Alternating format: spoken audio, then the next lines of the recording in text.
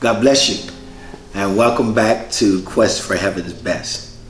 I ran across this peculiar prayer that Jeremiah prayed to the Lord, and I think this is something that is significant because I think many times, some singles and some young adults feel this way.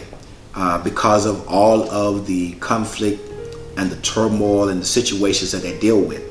And this is Jeremiah chapter 15, looking at verses 17 through 21. And I'm reading from the New American Standard Bible, starting at verse 18. I said 17 at first.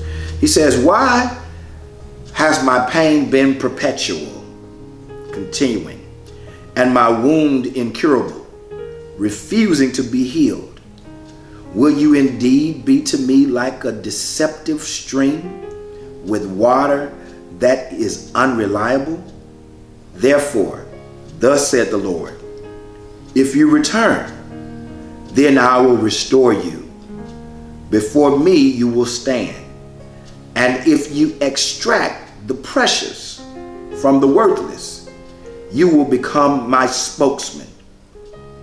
They, for their part, may turn to you, but as for you, you must not turn to them.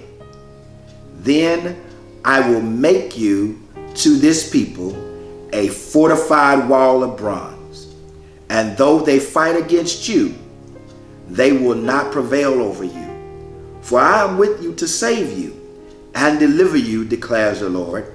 So I will deliver you from the hand of the wicked, and I will redeem you from the grasp of the violent."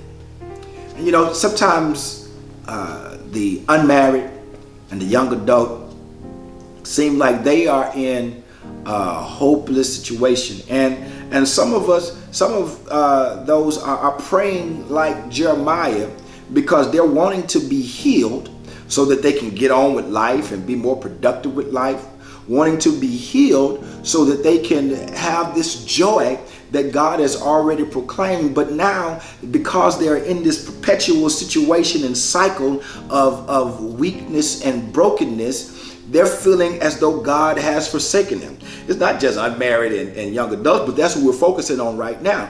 Feel like they're on this unbroken cycle of just being wounded and hurt.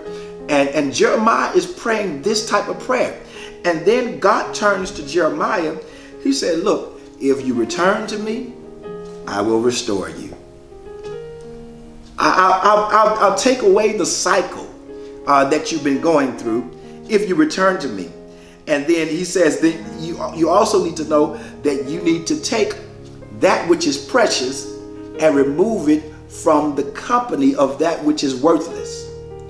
Then he said there will be some people who will come to you, but you don't need to go to them. And so just because they come for you don't mean you need to go for them. And you're allowing your frustration to cause you to respond in negative ways. God says, I'm trying to teach you patience. I'm trying to teach you to have a cool spirit about yourself. I'm trying to teach you just to relax and trust me, because I will never fail you. Just return to me. You've been returning and turning to other things and going other places and turning to your own behavior and your own actions. He said, just return to me. He says, and this is what I'm going to do for you. I'm going to cause you to stand like an unbroken, unbowing, fenced city and a wall that cannot be torn down. I'm going to establish you and make you great in their eyes, and I'm going to deliver you from this pain and this cycle that you've been in, only if you trust me. If you trust me. So here's the prayer point.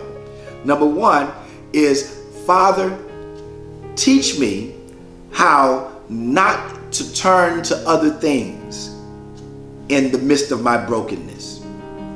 Number two, Lord, teach me how to turn to you. And then, number three, teach me how to stay stable in the midst of my conflict.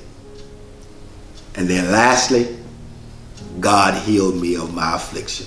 There's enough healing to go around.